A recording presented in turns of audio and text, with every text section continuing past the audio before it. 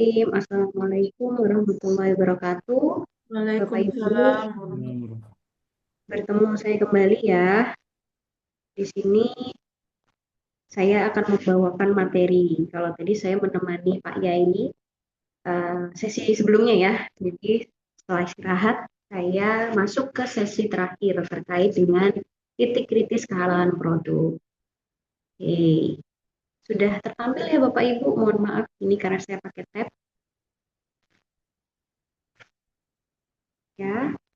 Jadi nanti mohon instruksi saja jika suara saya kurang keras. Oke, bismillah saya mulai Bapak Ibu. Jadi untuk sesi ini nanti kita juga bisa aktif bertanya dan nanti 16.15 akan saya jam 16 betul 15.15 nanti akan ada sesi untuk sholat ya. Oke, baik Bapak Ibu, saat ini di Indonesia itu banyak ya produk-produk yang memang belum tersertifikasi halal sebetulnya ya. Kalau dilihat dari bahan yang memang dia itu haram, tadi kan sudah dari sesi Pak Yai ya Bapak Ibu, bahan-bahan yang haram itu sudah jelas berdasarkan Al-Quran juga sudah tertera di situ, sudah tercantum gitu.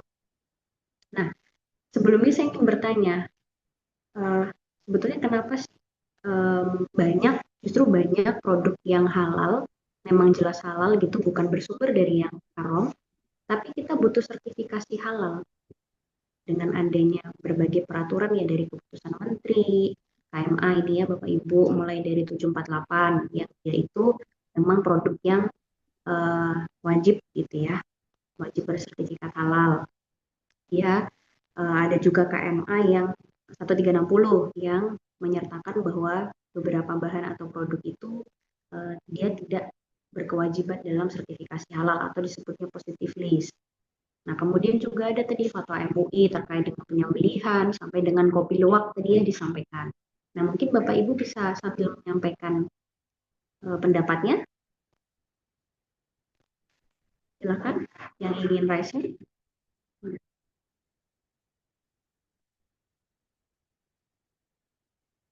Silakan Bapak Ibu atau Bapak Ibu dari Gorontalo. Bu, Ya, dengan Ibu siapa? Ibu Disebutkan Feni. Ibu. Iya, silakan. Pertama, menjamin keselamatan, keamanan bagi konsumen. Oke, baik. Ingin dilanjutkan? Ibu, masih ada lanjutannya atau sudah? Oh ya, yang kedua itu meningkatkan nilai tambah bagi pelaku usaha. Jadi biasanya kan kalau sekarang itu konsumen itu sebelum membeli sesuatu pasti tanya dulu, ini sudah halal atau belum? Biasanya orang-orang tuh lebih memilih produk yang memang sudah tersertifikasi halal. Seperti itu, Bu. Oke, baik. Ada jawaban, baik terima kasih Bu. Ada jawaban lain kah Bapak Ibu? Jadi ada pertanyaan nih, kalau yang haram itu sedikit, kenapa yang disertifikasi itu yang halal gitu, yang menurut kita bahan-bahannya itu memang sudah halal gitu Bu, tidak ada bahan haram di situ. Kenapa bukan yang sedikit itu yang disertifikasi? Sebelum kita masuk ke materi ya Bapak Ibu. Oke, masih ada Bapak Ibu yang ingin menyampaikan? Oh ini, Pak Adam silakan. Silakan Pak Adam. Ya, izin Bu. Assalamualaikum warahmatullahi wabarakatuh. Saya Adam dari Waalaikumsalam. Kalimantan Selatan. Eh, yang jelas sertifikat halal ini Bu itu untuk meningkatkan kepercayaan konsumen Bu ya. Khususnya di Indonesia sendiri kan mayoritas Muslim Bu ya. Nah, mm. Terus juga kata Bapak Hekal itu halal ini dua higienisnya ada dua Bu ya. Jadi nggak cuma dari sisi hukum tapi juga dari sisi kehigienisan ya. Jadi ada double di situ. Dan juga ketika halal ini sudah dicantumkan, untuk pemasaran itu agak lebih luas ya. Jadi nggak cuman hanya sekadar skalanya rumahan, tapi bisa ke apa namanya, ke retail modern, Bu. Gitu kira-kira, Bu. Terima kasih. Oke, baik. Terima kasih, Pak.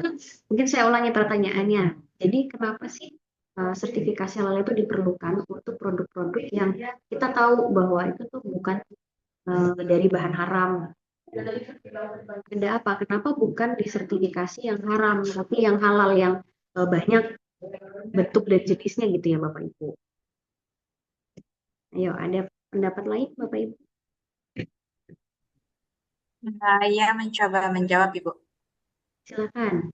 Eh, Ibu. ini sertifikasi halal itu memberi apa namanya, memberi kepastian bagi konsumennya, bagi penerimanya itu terutama umat Islam, apakah produk tersebut halal dikonsumsi dari bahan-bahan yang haram gitu. Apakah sertifikasi halal ini juga diproses dengan cara-cara yang higienis, misalnya mulai dari bahan bakunya apakah sudah halal, kemudian alatnya apakah sudah higienis dari najis dan yang lainnya, begitu Ibu. Baik, terima kasih, Bu. Bagaimana Bapak Ibu, ada tanggapan lain?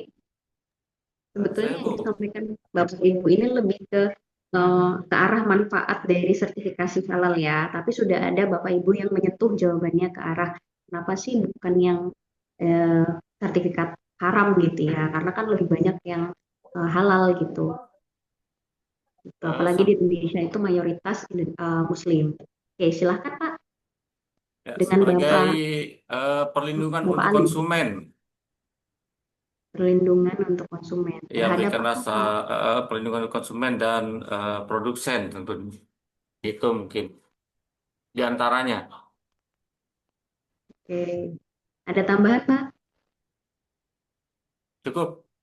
Terima kasih Bapak Ibu. Jadi saya mulai ya untuk masuk materi ini. Jadi intinya kenapa sih eh, sedikitnya bahan haram? Tadi kan sudah disampaikan Pak Yai juga ya yang haram itu apa, termasuk eh, babi, kemudian bangkai hewan halal pun kalau misalkan dia tidak disembelih dengan cara yang sesuai syariat dia akan jadi bangkai. Kemudian selain babi itu ada anjing juga. Kemudian ada bahan-bahan yang menyebab apa namanya hal-hal yang menyebabkan najis gitu ya.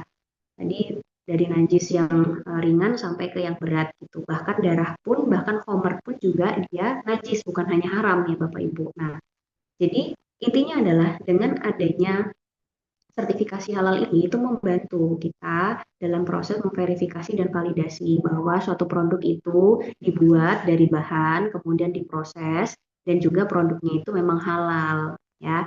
Sementara kalau haram itu jelas gitu. Dan kemudian tadi disampaikan juga oleh Pak Yai ya Bapak Ibu bahwa walaupun dia yang awalnya halal, kemudian dia tidak sesuai syariat atau dia terkena najis gitu ya, itu hukumnya jadi ikut haram juga. Misalkan dia tadi misalkan kena contohnya vaksin lah, vaksin itu dibuat ada unsur babinya walaupun dia itu sedikit gitu, dia menjadi tidak bisa dihalalkan gitu, tapi boleh dipergunakan untuk yang kemarin karena posisi pandemi, tapi dia nggak bisa dihalalkan gitu Bapak Ibu. Nah, jadi komposisi halalnya itu tadi bisa dilihat dari bahan, kemudian juga proses produk halalnya dan juga produknya. Nah, itulah yang harus kita ketahui di materi ini. Jadi ada titik kritis kehalalan produk, mulai dari bahan, proses produk halalnya, dan juga produknya. Nah, kita lihat ini di sini. Jadi titik kritis itu apa? Titik kritis itu aktivitas ya pada proses produksi yang dapat mempengaruhi status kehalalan. Yang tadi saya sebutkan, kenapa kita jelas nggak pakai bahan yang haram gitu. Kemudian proses produksinya juga kita tidak menggunakan bahan-bahan atau campuran ya, baik bahan tambahan, bahan penolong yang haram gitu. Tidak terkontaminasi najis juga, dipisahkan juga. Nah, produknya bagaimana? Produknya kan juga harus namanya dari penamaan, bentuk, profil sensori, profil fisik itu juga tidak boleh ke arah bahan-bahan yang haram. Misalkan Bapak sudah betul bahannya itu halal gitu. Kemudian kemudian proses produknya juga sesuai dengan ketentuan atau syariat. Tapi profil sensori maupun misalkan profil dari rasa ataupun bau mirip Homer, nah itu tidak bisa disertifikasi halal gitu. Nah, kemudian tadi contohnya misalkan sengaja makanan, kita memang tidak ada ketentuan terkait makanan itu minimal kadarnya harus berapa yang mengandung alkohol gitu ya. Beda dengan minuman Bapak Ibu. Tapi kalau sengaja didiamkan berhari-hari, otomatis proses fermentasi itu akan terus berjalan. Entah itu dari sumber anggur ataupun gandum yang intinya mengandung glukosa, itu kan ketika difermentasi dia akan menghasilkan alkohol. Nah, itu yang disengaja seperti itu yang menjadi non halal nantinya, gitu. Karena ada proses yang tidak sesuai dengan syariat. Ya, kurang lebih seperti itu. Makanya ada istilah titik kritis Bapak Ibu. Jadi aktivitas yang menyebabkan dia itu menjadi tidak halal, ya, mempengaruhi status kehalalan. Jadi misalnya najis tadi contohnya di proses produk halal. Jadi ketika produksi ternyata ada kotoran hewan gitu. Kemudian tidak dibersihkan sesuai dengan syariat. Tadi kan ada beberapa jenis najis ya Bapak Ibu. Kalau misalkan memang dia najis berat ya harus dicuci 7 kali, salah satunya dengan campuran debu atau tanah. Nah, kurang lebih seperti itu. Jadi dari bahan, proses produk, kemudian produknya. Nah, itu yang nanti akan kita lihat. Di situ ada titik kritisnya. Nah, jadi di sini kalau kita lihat ya dari faktor penyebab, ya, suatu produk bisa menjadi haram ya atau tidak halal ya sebagai berikut faktornya. Jadi misalkan dari fasilitasnya, kemudian equipment ya peralatannya, kemudian lokasinya dan juga SDM. Contohnya seperti ini Bu, kalau fasilitasnya tadi ya, misalkan equipment juga, fasilitas tidak dibagi antara penjualan atau proses dari produk yang halal dan non halal. Nah, kemudian peralatan juga itu otomatis pasti akan juga bergabung. Sementara misalkan dia terkontaminasi, katakanlah dia jual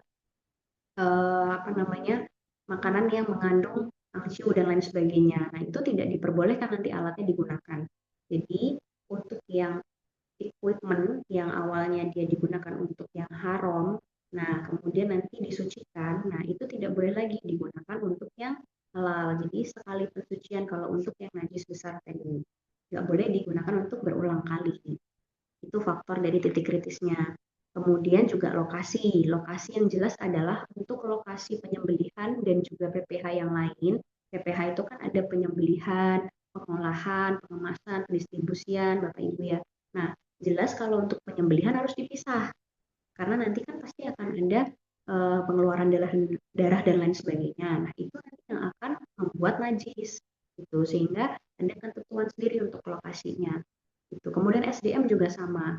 Jangan sampai nanti misalkan SDM yang tidak mengetahui titik kritis ini, dia menggunakan bahan atau misalkan tidak tahu najis dan lain sebagainya, cara pensuciannya dan lain sebagainya. Nah, itu yang menyebabkan adanya yang halal jadi tidak halal. Oke. Kemudian dari bahan. Nah, di sini juga bahan yang tadi disebutkan. Memang bahannya pada dasarnya halal, tapi ketika ditambahkan ada bahan tambahan maupun bahan penolong ya, bahan tambahan itu banyak jenisnya Bapak Ibu, bahan tambahan pangan. Bisa pewarna, perasa, kemudian pengawet. Nah, ketika dia sumbernya tidak halal, ya pasti akan mengkontaminasi. Ya. Walaupun sedikit tadi statusnya kalau misalkan dia bercampur dengan yang halal menjadi haram, walaupun dominasinya yang halal. Karena dia sudah terkontaminasi.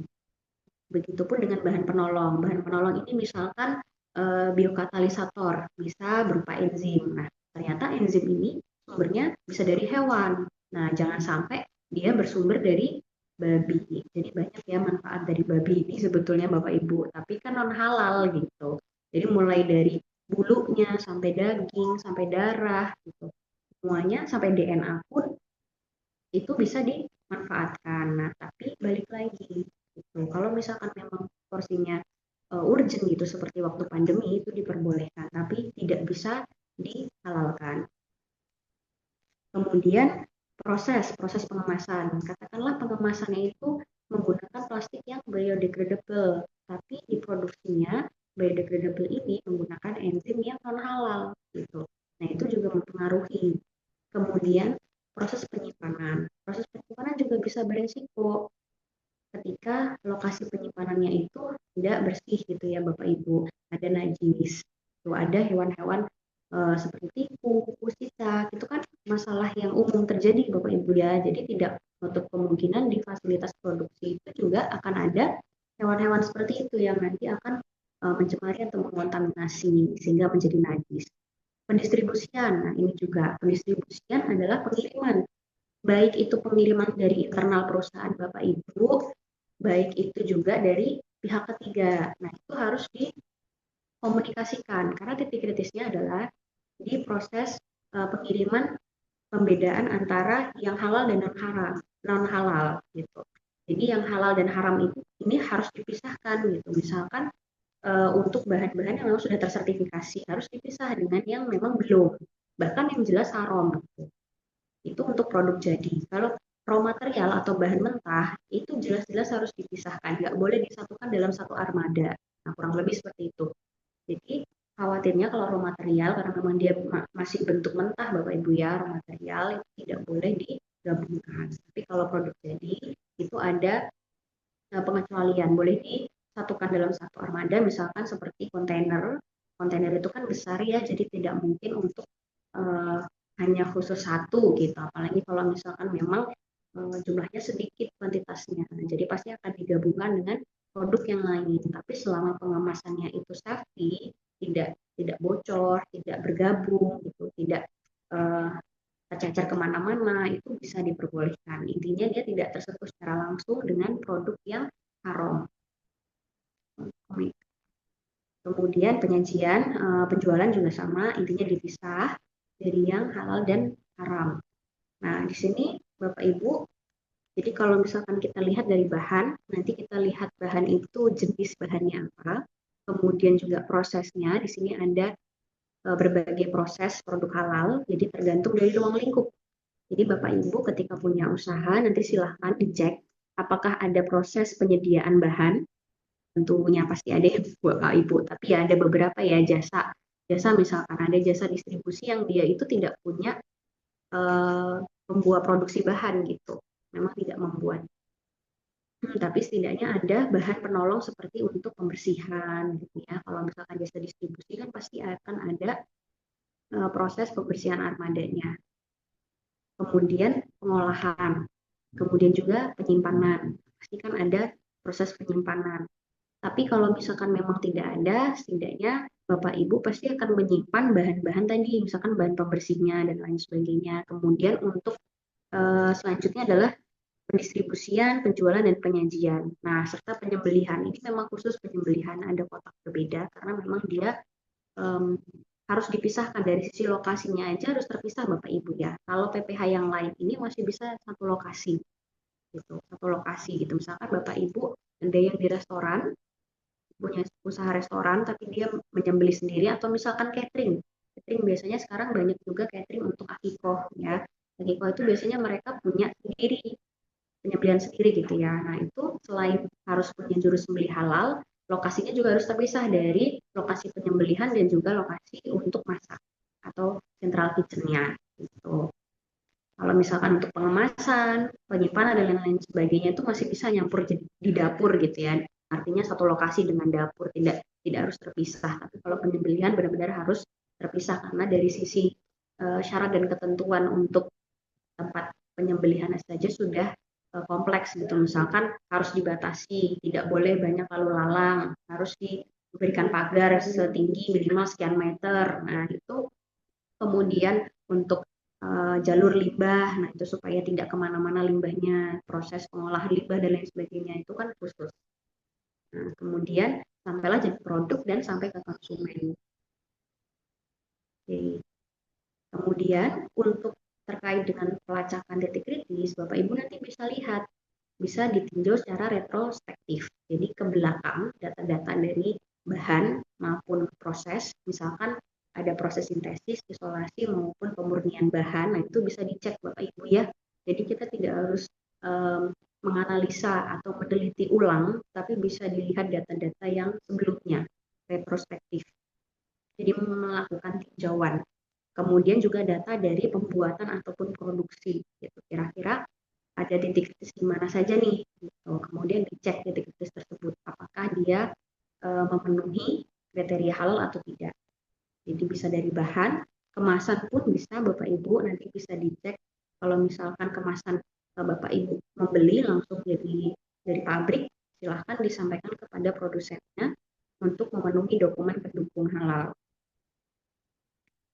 Kemudian proses produksi kita lanjut ke bahan. Jadi di sini semua unsur yang Bapak Ibu gunakan untuk membuat atau menghasilkan produk itu disebut bahan, Bapak Ibu ya. Hanya saja jenisnya berbeda-beda. Jenis bahan itu bisa bahan baku. Di sini ada bahan olahan, bahan tambahan, dan juga bahan penolong.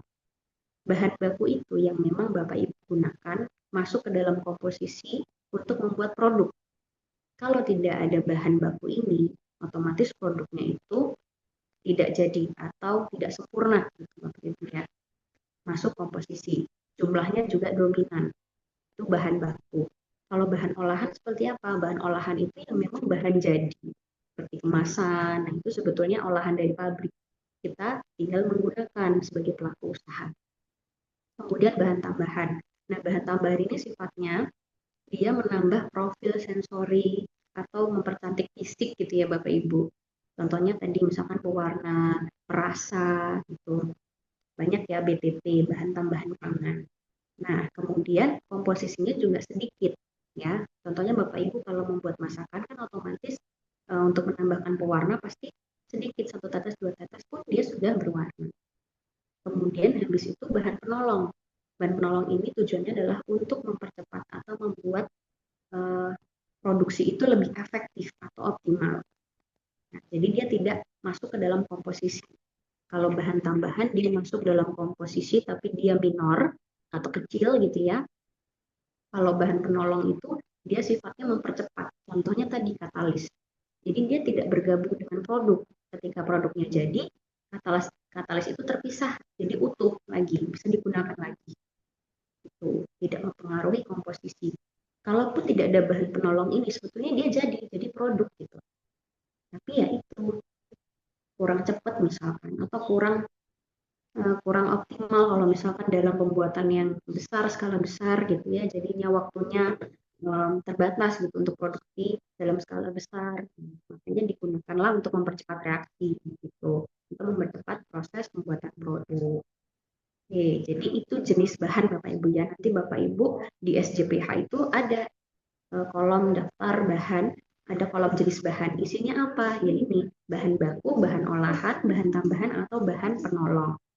Oke, kemudian kita lihat sumbernya. Jadi dari bahan-bahan ini, baik bahan baku sampai bahan penolong, itu bisa dari berbagai sumber. Bisa dari hewan, tumbuhan, bahan sintetis, kimiawi, kemudian mineral, kemudian mikroba dan rekayasa genetika, kemudian juga produk biologi. Nah, tapi di sini ada sumber manusia, Bapak Ibu. Ya, contohnya misalkan dalam pengobatan kan sekarang banyak ya, tapi untuk hukum pengobatan selama dia memang urgent dibutuhkan, misalkan dari darah gitu Bapak Ibu ya, seperti PRP ya, platelet rich plasma itu memang sering digunakan untuk pengobatan. Kemudian stem cell itu selama memang dibutuhkan untuk pengobatan, kalau tidak digunakan stem cell ini dia akan lebih parah gitu keadaannya. Nah itu diperbolehkan.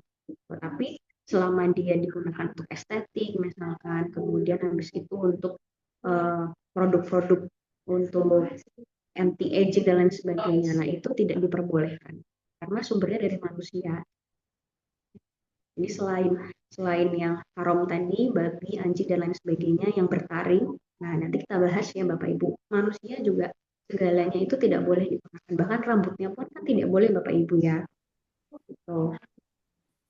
Nah ini penjelasannya, nanti Bapak Ibu bisa Mohon jadi maaf slide. Bu, suaranya kurang jelas. Ini seperti Oh, mau. iya. Oh, iya. Baik. Halo Bapak, sudah jelas suaranya? Ya, ya, sudah jelas. Ya, baik. Terima kasih sudah diingatkan. Oke, baik. Gitu ya Bapak Ibu. Jadi nanti kalau misalkan kita diminta mengisi jenis bahan, ada 4 jenis. Nanti silahkan ditentukan gitu sesuai dengan ruang lingkup karena produk berbeda produk itu berbeda jenis bahannya. Misalkan sama-sama tepung, tapi kalau dia di industri cake atau kue gitu ya, bakery, bahan baku itu tepung itu menjadi bahan baku gitu. Tapi kalau misalkan digunakan untuk crispy-nya aja gitu kan, sebetulnya dia tidak begitu berpengaruh untuk komposisi produknya gitu. Nah, itu bisa sebagai misalkan bahan penolong. Itu karena untuk membantu supaya crispy tadi biasanya gitu. Nah, kemudian setelah itu nanti untuk bahan tambahan, karena kita kaitannya dengan kesehatan, tadi ya Bapak Ibu sempat disebutkan toyib juga, ada aspek halalan toyibannya, jadi nanti ada aturan nih, ada persyaratan kesehatan dari BPOM, gitu ya, terkait bahan tambahan maupun bahan penolong, ya, supaya aman untuk dikonsumsi. Gitu. Sama juga misalkan pengawet, pengawet itu kan tidak boleh kebanyakan ya Bapak Ibu, ada batasan harian gitu. Jangankan dia bahan yang memang sifatnya tambahan, kita mengkonsumsi gula, garam itu pun juga ada batasnya. Nah, oke, sebelum masuk ke sini, apakah ada pertanyaan Bapak Ibu terkait dengan jenis bahan dan sumbernya? Sebelum saya lanjutkan, atau saya lanjutkan lebih dulu? Oke, belum ada suara. Saya lanjutkan ya. Nah, kalau kita lihat tadi dari yang pertama, sumber dari hewan atau bahan hewani. Nah, intinya kan pada dasarnya itu halal Bapak Ibu ya, kecuali yang diharamkan. Tadi yang sudah disampaikan. Ada babi, bangkai, darah, kemudian hewan yang disembelih yang tidak sesuai dengan syarat atau syariat Islam. Oke, kemudian banyak nih contohnya Bapak Ibu. Misalkan gelatin ini yang paling sering terjadi, yang paling sering ada gitu ya. Gelatin sumbernya dari mana? Dari hewan-hewannya apa gitu Bapak Ibu ya. Kalau misalkan dia dari babi, ya jelas haram karena sumbernya saja sudah haram. Tapi kalau misalkan dia misalkan dari sapi, nah kita harus telusuri. Titik-titiknya adalah di proses penyembelihan sapinya. Apakah sapi itu disembelih sesuai dengan syariat dari rumah potong yang memang sudah halal certified atau belum. Oke, nanti kita lanjutkan detailnya. Kemudian selongsong sosis. Selongsong sosis ini juga bisa dari bahan sintetis maupun juga dari usus. Nah, dari mana usus Bapak Ibu? Apakah dari ayam, dari unggas ya, misalkan dari unggas, atau dari ruminansia, atau misalkan dari babi. Ya, bisa juga. Tadi kan disebutkan di awal bahwa babi itu seluruh bagian tubuhnya itu bisa dimanfaatkan. Hanya saja kalau kita mengedepankan aspek halal ya tidak bisa. Itu Bapak Ibu ya. Bahkan sampai bulunya pun bisa dijadikan kuas gitu. Nah, kemudian habis itu apa? Gliserin, gliserol, jadi jenis asam lemak nih Bapak Ibu ya. Kemudian cysteine, ya, jenis-jenis asam amino, itu juga bisa diisolasi dari hewan, gitu, baik unggas maupun ruminansia. Kemudian sifeton, pastorium, kemudian insulin. Nah, insulin ini dari pankreas hewan apa? Kan kita perlu pertanyakan Bapak Ibu ya. Kemudian habis itu beberapa jenis atau nama gitu ya, penamaan dari babi. Jadi ada lard, telo, pork, dan porsin dan lain sebagainya. Ini dibedakan berdasarkan dari mana nih dapatnya, darah, daging itu namanya berbeda-beda. Jadi kita harus familiar dengan nama-nama dari penamaan dari babi.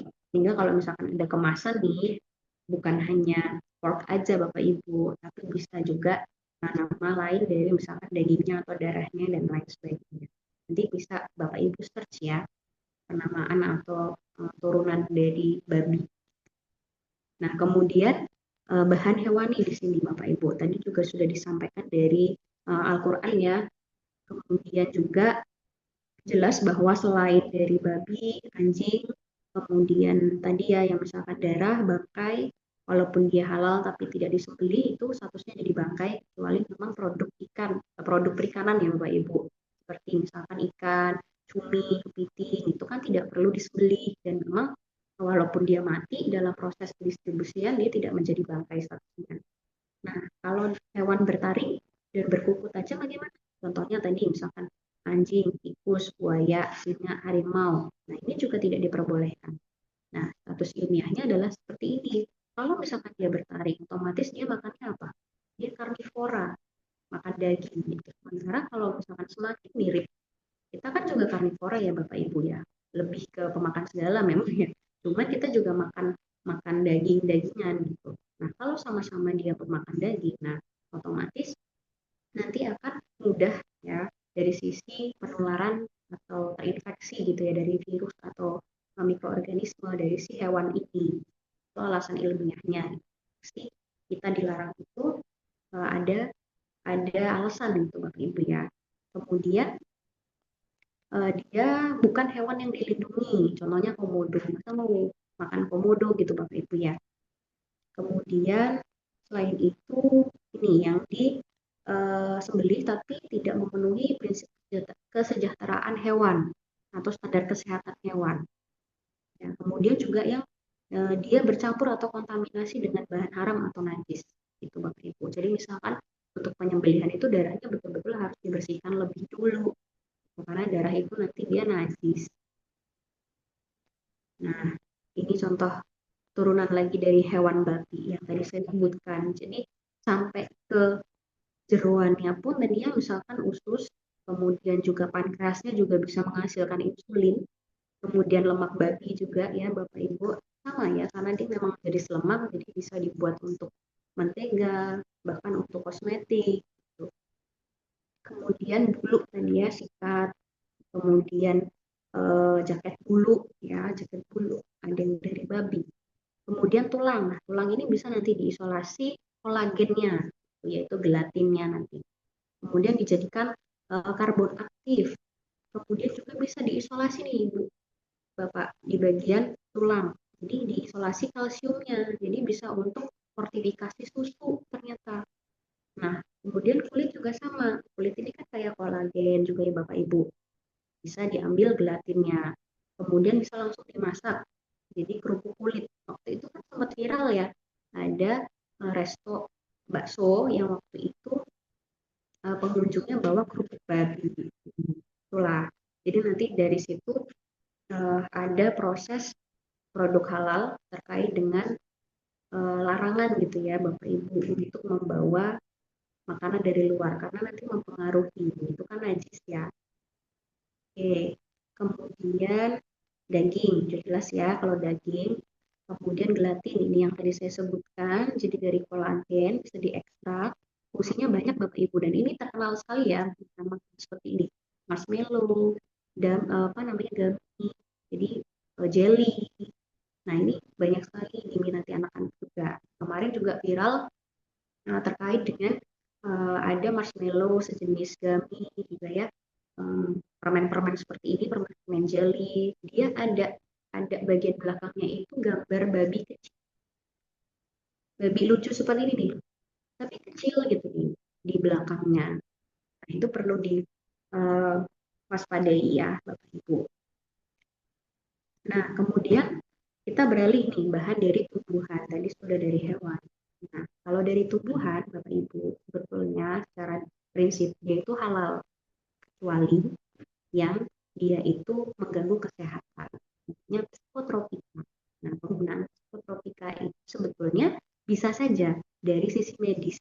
Ya, misalkan untuk gangguan psikis gitu ya. Itu di bawah pengamatan atau pengawasan dari tenaga medis tentunya. Tapi kalau untuk kita untuk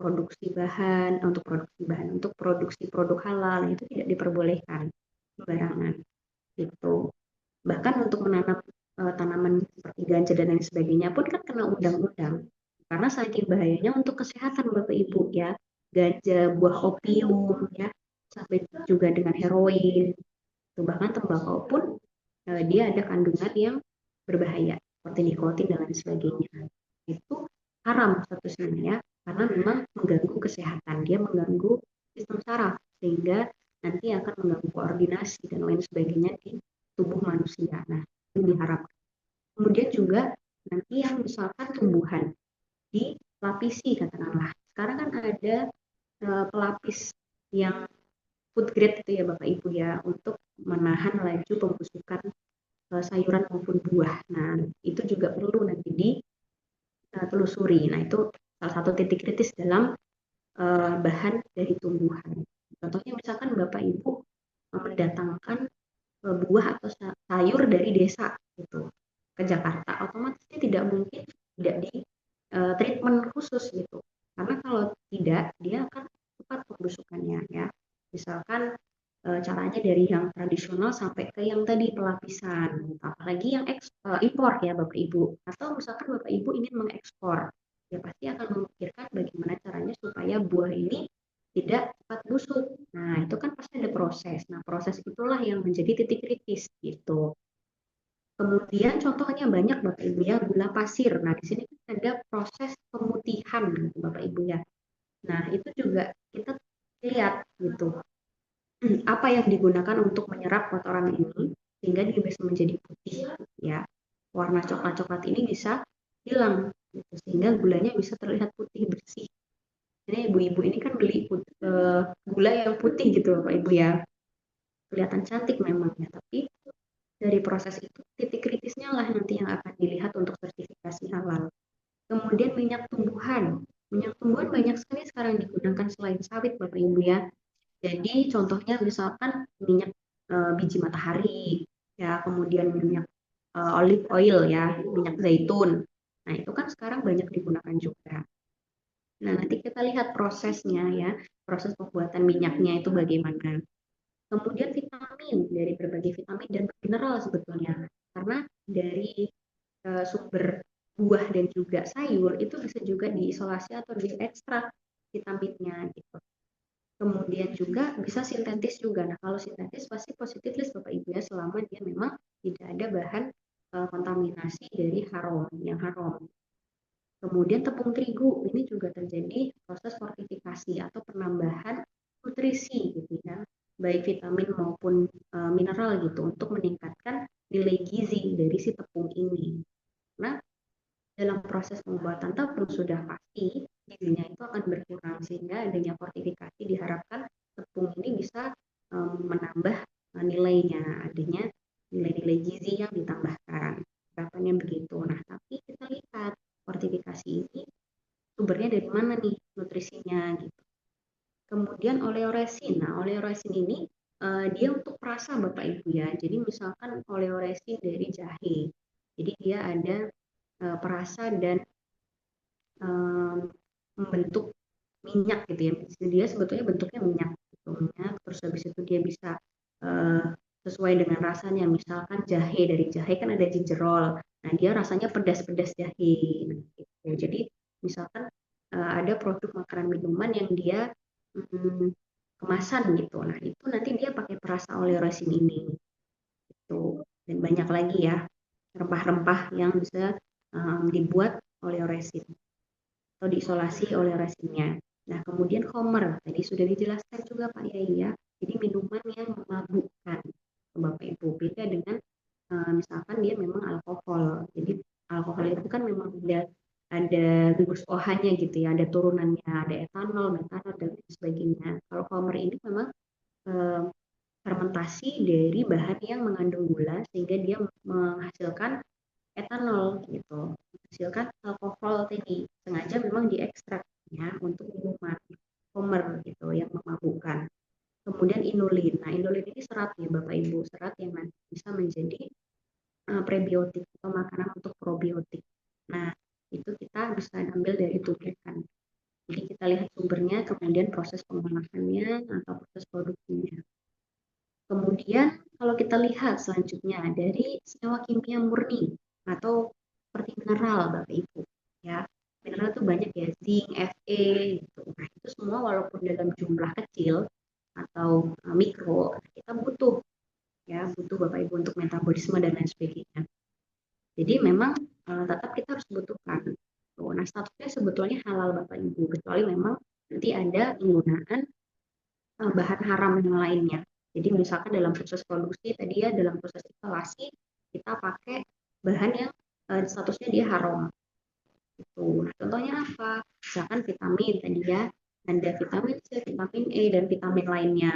Kemudian asesulfam, kemudian NaCl atau garam Bapak Ibu. Nah, itu memang kita bisa dapat seperti proses penguapan air laut ya, dari laut itu kita dapatkan garam. Nah, nanti kita lihat proses selanjutnya, kan ada proses untuk packing ya atau kemasannya bagaimana dan lain sebagainya.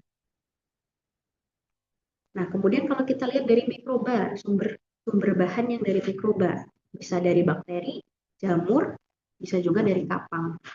Nah, itu diharapkan ketika pada proses pertumbuhan mikrobanya atau pembuatannya itu tercampur atau terkandung atau juga terkontaminasi dari bahan yang diharamkan.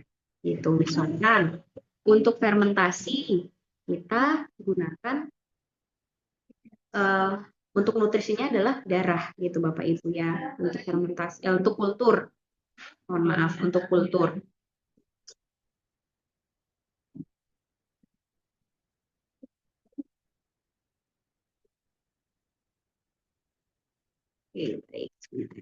Untuk kultur. Nah, di darah itu harus dipisahkan lebih dulu gitu sehingga dia tidak membuat produknya itu najis.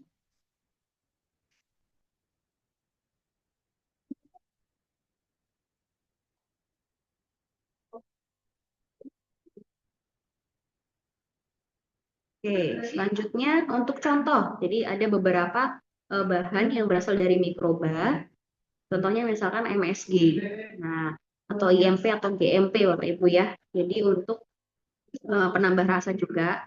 Kemudian bisa juga antibiotik ya, bisa didapatkan dari mikroba. Kemudian vitamin, enzim, ya, bahkan protein pun Bapak Ibu, asam sitrat dan vaksin pun ya dari mikroba. Ya, contohnya misalkan dari vaksin kemarin ya waktu pandemi itu dari virus gitu kan, yang entah itu dimatikan atau dilemahkan atau masukkan sebagian bagian virus gitu ya. Nah, sehingga nanti di dalam tubuh kita kebal terhadap si virus ini. Jadi mendeteksi antibodinya punya memori terhadap si mikroba, contohnya virus tadi. Nah, kemudian selanjutnya adalah insulin tadi ya. Kemudian sayur atau buah-buahan yang GMO. Jadi ada modifikasi genetik Bapak Ibu ya. Nah, ini modifikasi genetik ini seperti apa nanti prosesnya? Itu. Kemudian juga botox yang digunakan untuk kecantikan Bapak Ibu. Nah, itu juga dari bakteri, dari mikroba.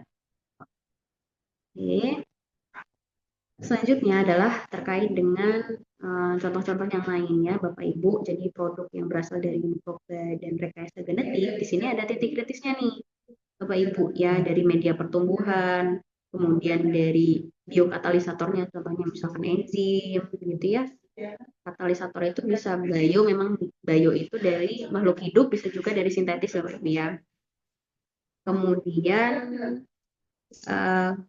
Kemudian bahan tambahan dan penolong. Kemudian juga selanjutnya contoh-contohnya. Jadi banyak sekali nih yang familiar di sekitar kita Bapak Ibu ya. Tahu, tempe, kemudian yogurt gitu ya. Itu kan makanan kita sehari-hari ya. Contohnya misalkan dari fermentasi itu yogurt, tempe. Nah, kefir. Nah, ini kemarin juga sempat viral Bapak Ibu ya terkait kefir. Tape ya. Tapi kalau misalkan memang sengaja dilamakan gitu proses fermentasi, dibiarkan lama, ya pasti otomatis kadar etanolnya akan bertambah. Nah, ini probiotik ya Bapak Ibu. Kemudian vitamin C tadi ya, ada MSG. Ini jelas kalau produk fermentasi yang dia hasilnya adalah etanol untuk homer, ya ini tidak diperbolehkan. Kemudian ada lagi, jadi proses genetik dari angkat, yaitu beras ragi merah Bapak Ibu. Nah, ini biasanya pakai obat ya, dia termasuk herbal juga nih, angkat. Nah, dia itu bisa jadi pewarna juga, karena memang warnanya itu pekat merah Bapak Ibu ya. Nah, ini dari proses mikroba, gitu. Jadi ada mikroba yang digunakan supaya si beras ini dia bisa menjadi merah, gitu. Oke, antioksidannya tinggi juga ini ya untuk beras merah ini atau angkat. Kemudian ada sirup glukosa gitu. Kemudian etanol ya, sumbernya dari mana? Apakah dia memang industri atau pabrik homer atau tidak? Nah, kemudian asam amino tadi yang saya sebutkan ya, ada sistein dan lain sebagainya. Oke, dari berbagai jenis asam amino. Kemudian asam organik, Bapak Ibu ya. Oke. Oke. Kemudian ini dari media pertumbuhan sampai bisa menjadi produk halal itu perlu diperhatikan. Oke. Ini juga terkait dengan bahan mineral, bahan sintetis, Bapak Ibu. Kalau misalkan mineral, dia positif risk ada di KMA 1360. Kemudian kalau sintetis dari misalkan zat organik, di sini titik kritisnya itu dari misalkan dia ada pemanis tadi ya, bahan tambahan. Ya, misalkan dari ekstraksi daun stevia. Kemudian pewarna nih, Bapak Ibu biasanya pakai kunyit, pakai buah naga, itu juga bisa. Kemudian daun pandan. Nah, itu juga bisa jadi hijau ya, tanpa adanya pewarna sintetis yang biasanya kita pakai ya, misalnya yang merek kupu-kupu itu yang sudah bersertifikat halal. Kemudian selanjutnya sintetis bahan anorganik ya, mengandung aditif atau bahan tambahan, kemudian bahan penolong ya, kemudian sintetis bahan anorganik yang menggunakan bahan tambahan atau bahan penolong dengan titik kritis misalkan pada produksi resis penukar ion dalam proses pemurnian air. Jadi Bapak Ibu, kalau misalkan menggunakan air, nah airnya ketika dia sumber dari proses pengolahan, itu diolah, bukan dari sumbernya langsung, bukan dari sumur, nah itu perlu kita ketahui. Misalkan prosesnya ada proses filtrasi, jadi ada proses pemurnian air.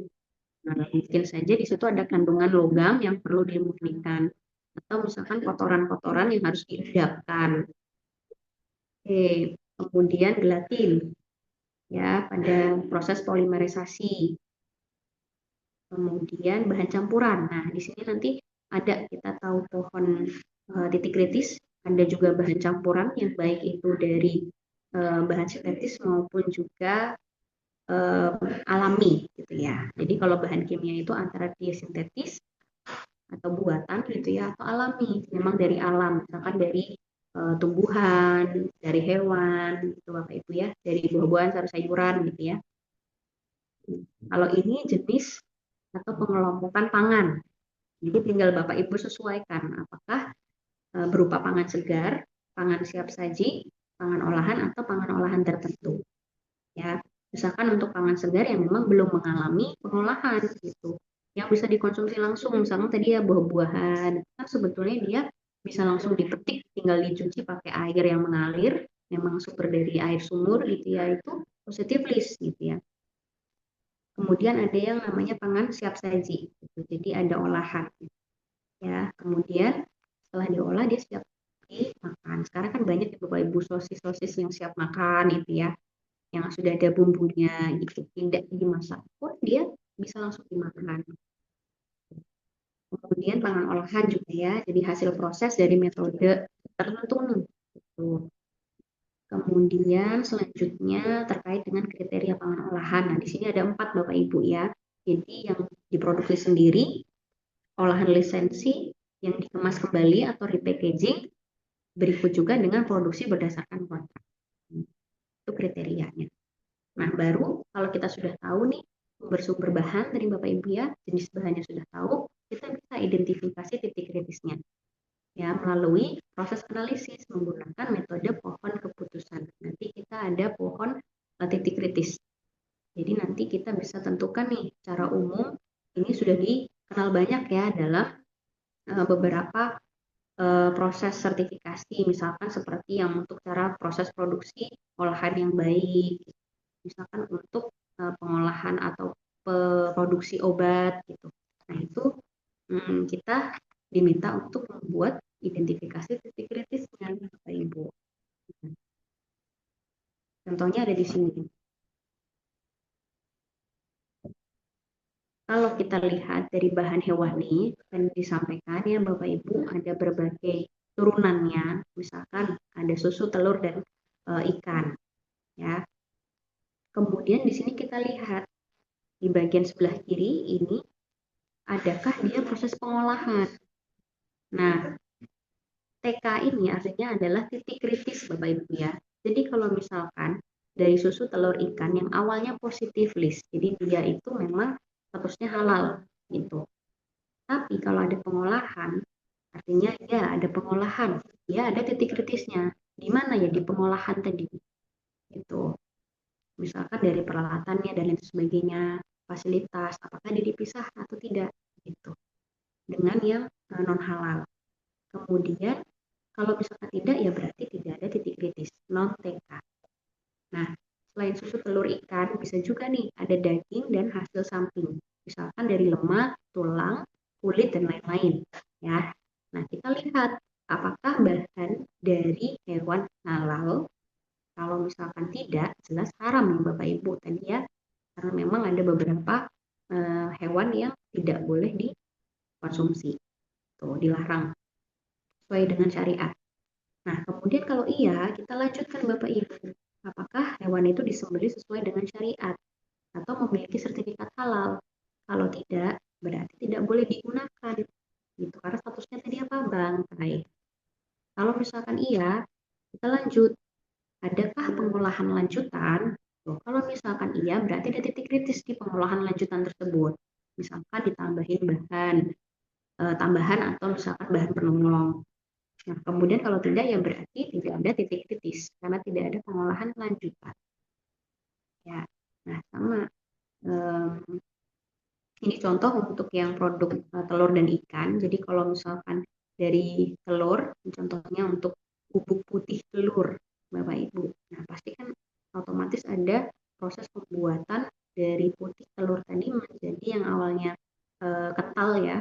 Dia sifatnya liquid ya, cair, bisa jadi bubuk.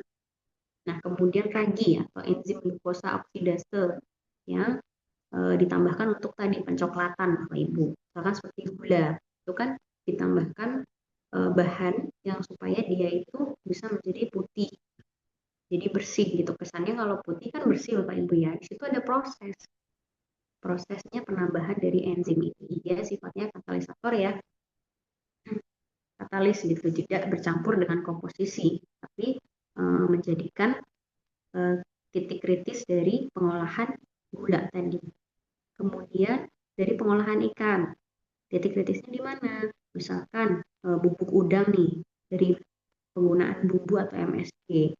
Kemudian bakso ikan, nah di situ kan ada gelatin, nah, itu menjadi titik kritis. Kemudian dalam pengolahan susu, nah pengolahan susu itu bisa macam-macam Bapak Ibu ya, bisa jadi yogurt, bisa jadi keju, nah itu yang perlu kita cermati titik kritisnya. Oke, kemudian misalkan enzim di produksi keju, karena prosesnya dia untuk mengentalkan, nah ini berasal dari hewan, tumbuhan, atau mikroorganisme. Gitu. Nah, jadi secara tradisional ini misalkan diperoleh dari lambung anak sapi. Nah, dulu ada tuh di LIPI, di LIPI daerah Gunung Kidul, dulu tuh saya pernah lihat dilubangi, ya, dilubangi, ya, bagian perut sapi itu untuk diambil enzimnya. Kemudian domba dan kambing. Nah, babi juga bisa Bu diambil enzim renetnya. Kemudian enzim renet nabati dari tumbuhan pepaya. Nah, papain itu jahe atau nanas. Nah, Bapak Ibu kan kalau misalkan buat daging, misalnya masak daging itu kan ada penambahan apa namanya daun pepaya ya. Nah, itu biasanya bisa mudah empuk gitu ya, mudah dirobek gitu dagingnya karena memang ada proses penghancuran atau degradasi dari proteinnya itu oleh si enzimnya itu, oleh papain itu ya, atau bromelin. Nah, selanjutnya kita identifikasi dari bahan nabati. Prosesnya sama Bapak Ibu. Nanti Bapak Ibu tinggal membuat pohon keputusan yang dari awal bahan nabati, apakah dia mengganggu kesehatan atau tidak tadi ya, jelas selain psikotropika tadi ya. Nah, kalau memang misalkan sudah jelas tubuhannya dan boleh dikonsumsi tadi halal, dilanjutkan adakah pengolahan. Kalau tidak ada berarti tidak ada titik kritis ya. Contohnya tadi misalkan sayuran itu dilapisi oleh lapisan pembusukan. Ya, Bapak Ibu, jadi nanti diperhatikan. Kalau misalkan tidak, ya memang positif list. Kalau iya, kita lanjutkan. Adakah kultivasi mikrobial? Kalau misalkan iya, kita lihat fermentasi kumerkah. Kalau misalkan tidak, di sini ada titik kritis nih. Contoh, ada cuka, kemudian selanjutnya ada yogurt, ada roti, ada tape. Ya, Bapak Ibu, tape pembuatan dari singkong itu kan Bapak Ibu. Ada fermentasi mikroba di situ dikasih mikroba.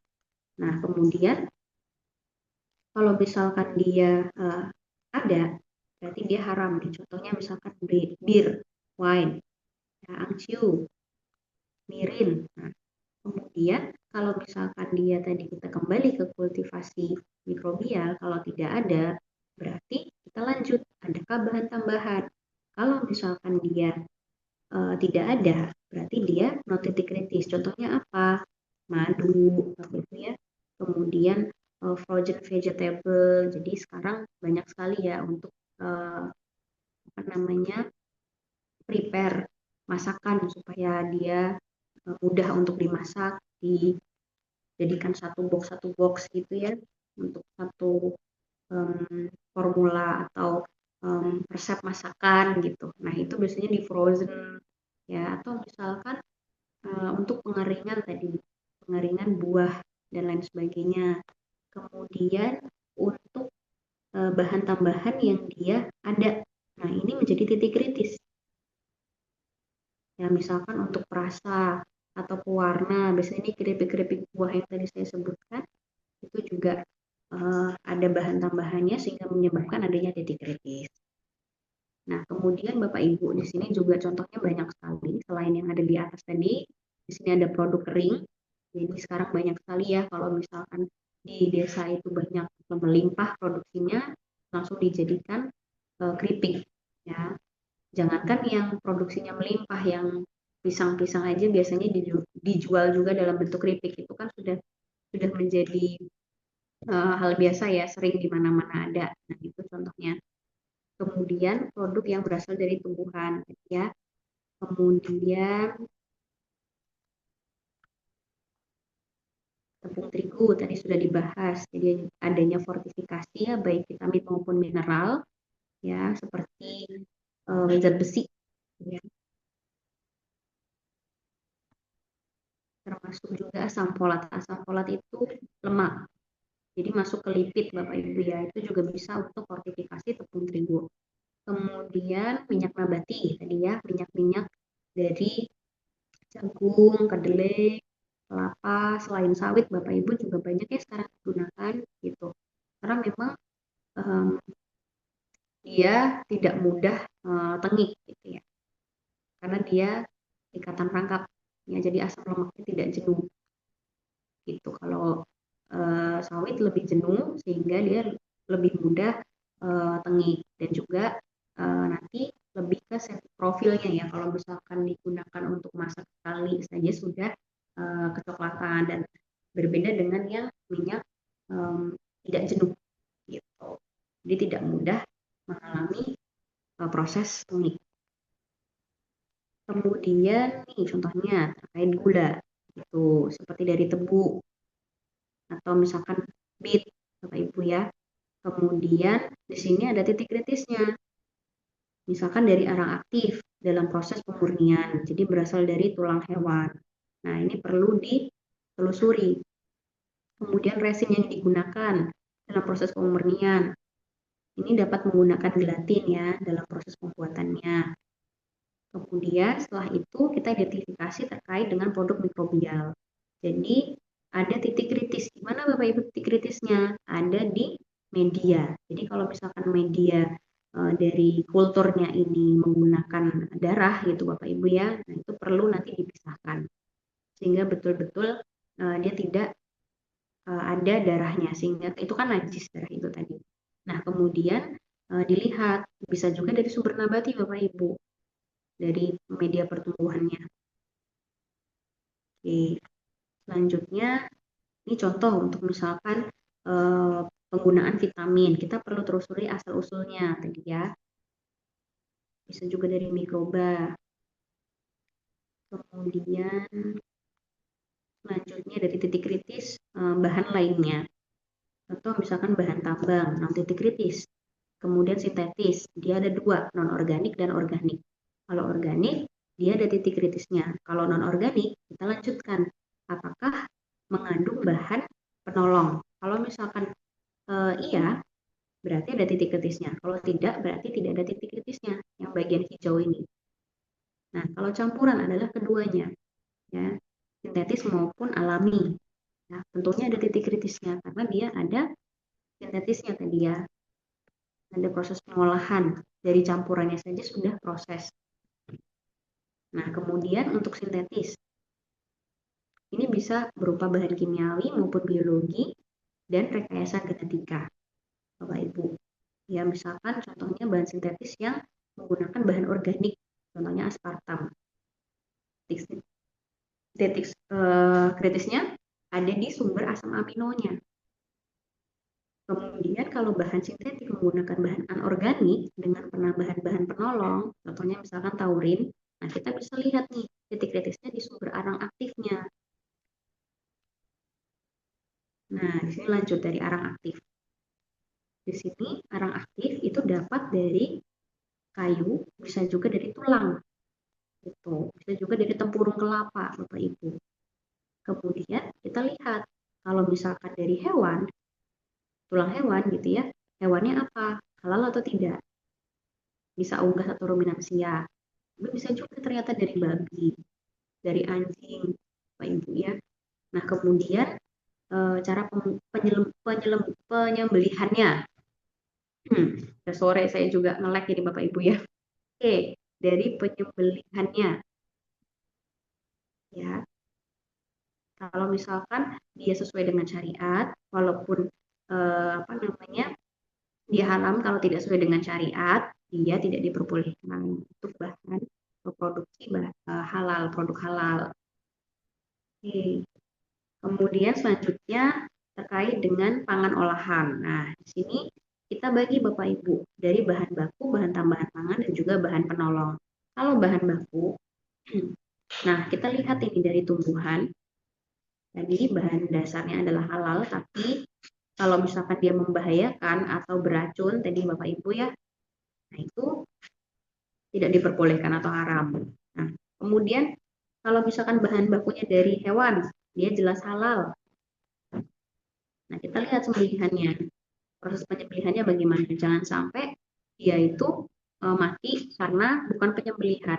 Atau misalkan penyembelihan tapi tidak sesuai dengan syariat. Misalkan tidak menyebutkan nama Allah gitu ya.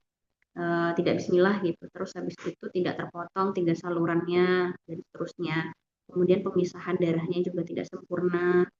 Ya. Jadi karena di sini darah itu adalah najis sifatnya ya Bapak Ibu. Kemudian haram dan najis. Kemudian bangkai, ini juga sama statusnya. Kemudian kalau misalkan BTP, bahan tambahan pangan, ini nanti ada 24 rincian jenis nih Bapak Ibu, yang memang dia sudah disertifikasi halal, yang wajib sertifikasi halal. Nah, kemudian juga bahan penolong. Jadi kalau misalkan ada bahan penolong yang digunakan, ini ada titik kritisnya. Tapi kalau tidak, berarti tidak ada titik kritisnya. Nah, ini contoh dari bahan tambahan pangan yang ada di KMA 944. Jadi ada apa namanya? Sekitar yaitu 24 ya. Betul, 24. Di sini ada anti buih, anti kempal sampai ke sukestan sampai ke kelompok bahan tambahan pangan lainnya. Jadi ada beberapa bahan tambahan pangan yang ini sering digunakan ya kita dalam yang skala rumahan juga kita pasti akan pakai juga beberapa Bapak Ibu ya. Warna, nah tapi juga bisa alami seperti menggunakan kunyit, daun pandan, kemudian juga buah bit itu kan juga merah ya, pakai angkak juga tadi. Tapi kita perlu tahu fermentasi angkaknya bagaimana. Oke, kalau kita bahas terkait kritis jasa logistik, nah di sini ada ruang lingkup yang perlu diperhatikan. Yang pertama adalah pengadaan. Ini ada potensi barang yang dipesan atau dibeli tidak sesuai dengan daftar bahan halal. Oke. Jadi ada bahan yang tadi saya sebutkan. Kalau misalkan dia raw material, dia tidak halal, otomatis tidak boleh digabungkan Bapak Ibu. Ya, jadi pengadaan bahan ini perlu diperhatikan. Selanjutnya proses produk halal dalam ruang lingkup jasa logistik. Misalkan ada penerimaan barang. Jadi ada potensi di sini titik kritisnya adalah barang yang diterima tidak sesuai dengan daftar bahan halal. Kemudian selanjutnya ada penyimpanan. Jadi ada potensi kontaminasi dari najis ataupun bahan yang haram. Jadi kemudian misalkan Bapak Ibu menggunakan pembersih untuk penyimpanan itu sabun-sabun yang curah. Sekarang kan sudah banyak ya Bapak Ibu untuk pembuatan sabun yang awalnya sedikit bisa menjadi berliter-liter gitu. Itu kan tidak diketahui bahan untuk membuat sabunnya itu dari mana gitu. Nah, kemudian juga dari PPH atau proses produksi, distribusi atau transportasi. Nah, di sini ada potensi kontaminasi selama distribusi. Jadi kalau misalkan tadi raw material, dia ada potensi ketika digabungkan dengan non halal, potensinya adalah potensi kontaminasi. Kalau misalkan produk, tadi potensinya adalah ketika kemasannya rusak, kalau produk jadi ya. Nah, sehingga dia terkontaminasi dengan produk yang belum jelas kehalalannya atau yang non halal. Kemudian titik kritis hewan sembelihan. Nah, ini juga tadi sebetulnya dari fatwa sudah disampaikan. Pada intinya asal hewannya, kemudian juga kalau misalkan dia halal, penyembelihannya bagaimana. Gitu. Karena harus ada selain dia halal ya Bapak Ibu, penyembelihannya itu ada saluran pernapasan serta 2 pembuluh darah ya ada di sekitar tenggorokan itu harus terpotong gitu. Nanti dari sisi ketentuannya misalkan penggunaan alat tidak boleh tumpul karena kan nanti akan menyiksa hewan ya Bapak Ibu gitu. Kemudian sekali potong dan lain sebagainya. Tentunya nanti ada tekniknya sendiri karena saya bukan juru sembelih halal sehingga saya tidak bisa menyampaikan secara detail Bapak Ibu. Nah, kemudian ini contohnya untuk syarat penyembelihan hewan. Jadi memang hewan itu harus hidup Bapak Ibunya, memang tidak boleh syarat gitu atau sakit gitu ya. Kemudian juga layak untuk dikonsumsi. Nah, ini ya. Waktu itu juga ada sempat ya di satu daerah di Jogja kalau nggak salah ya, atau ikut Jawa Tengah, itu hewannya banyak terserang infeksi ya, sehingga banyak hewan ternak ruminansia yang mati. Nah, itu harus dikuburkan, tidak boleh diolah gitu. Disembelih itu tidak boleh, walaupun dia juga masih hidup ya. Jadi masih hidup pun kalau misalkan dia sakit ya tidak boleh dikonsumsi, tidak boleh disembelih. Kemudian penyembelih beragama Islam ya Bapak Ibu, memais, kemudian berakal sehat ya, dan mengucapkan bismillah setiap memotong. Kemudian tadi ya alat harus tajam, terbuat dari logam ya, tidak terbuat dari tulang, kuku maupun gigi. Ya, intinya untuk mempercepat proses karena memang sekali putus itu jadi tidak boleh digeser-geser gitu Bu. Pak cara penyembelihan. Kemudian selanjutnya nih tempat penyembelihan yang saya sebutkan di awal. Jadi ada beberapa tempat khusus ya seperti penampungan hewan, penyembelihan, kemudian pengulitan nanti juga terpisah, kemudian pengeluaran jeroan, sampai uang pelayuan, sampai penanganan karkas, kemudian ruang pendinginan dan juga sarana penanganan limbah gitu ya, darah dan lain sebagainya. Kemudian untuk halal dan yang tidak halal itu dipisah gitu, hewan yang halal dan yang tidak halal. Kemudian juga selanjutnya ini contoh diagram untuk penyembelihan, diagram alir untuk penyembelihan unggas. Jadi di sini ada RPH unggas. Sebetulnya konsepnya sama, jadi kita lihat dari proses stuntingnya. Jadi proses pemingsanan sebelum penyembelihan, jangan sampai hewan itu mati karena proses pemingsanan ini atau stunting ini. Kemudian proses penyembelihannya tadi ya, ada saluran-saluran yang harus terputus atau pembuluh darah yang harus terputus. Kemudian detik-detik selanjutnya adalah untuk pengeluaran darah. Nah, baru nanti diproses untuk pasca penyembelihannya. Bisa dari perendaman air panas, kemudian pencabutan bulu, pengeluaran jeroan, sampai pemeriksaan postmortemnya. Oke. Kemudian sama untuk ruminansia, tapi memang karena hewannya juga lebih besar, jadi masih banyak proses atau diagram alirnya. Ya mulai dari pemeriksaan kepala dan kaki, pemisahannya, kemudian pengulitan. Ya di sini kan ada kulit, kemudian pengeluaran jeroan sampai karkas. Ini masih bisa kita lihat kembali. Karkas itu misalkan sehat atau tidak layak. Tuh, kemudian jeroan, dia sehat atau tidak layak. Itu kan pasti ada ciri-cirinya Bapak Ibu ya, masing-masing itu. Kemudian kepala dan kaki bawah. Nah, ini juga sama. Sehat atau tidak layak, nanti kita bisa pisahkan. Kalau misalkan memang tidak layak, ya harus dimusnahkan Bapak Ibu ya. Dikuburkan atau misalkan digunakan untuk pakan ternak dan lain sebagainya. Oke, itu kan sumber protein, tapi memang kalau untuk pembuatan proses produk halal itu tidak diperbolehkan karena memang sudah tidak layak. Nah, selanjutnya dari produk kosmetik.